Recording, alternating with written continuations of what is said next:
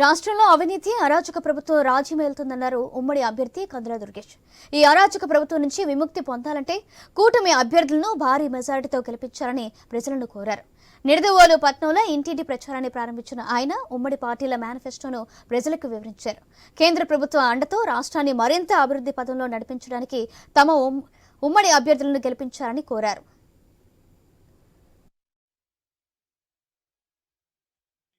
తెలుగుదేశం జనసేన పార్టీలు కలిసి ప్రకటించినటువంటి పెన్షన్లు 4000 ఏకాఏకిని ఒకేసారి ఇస్తామనేటువంటి మాట, అదేవిధంగా మహిళలకి ఉచిత బస్సు ప్రయాణం ఇస్తామనేటువంటి విషయం, అదేవిధంగా మహిళలందరూ కూడా ఇబ్బంది పడుతున్నటువంటి ఆర్థిక పరంగా ఇబ్బంది పడుతున్నటువంటి గ్యాస్ పెంపుదల దాన్ని తగ్గించే విధంగా సంవత్సరానికి 3 గ్యాస్ సిలిండర్లు ఇస్తామనేటువంటి విషయం వారందరూ తెలుసుకుని చాలా ఆనందంతో మమ్మల్ని అందరినీ స్వాగతిస్తా ఉన్నారు.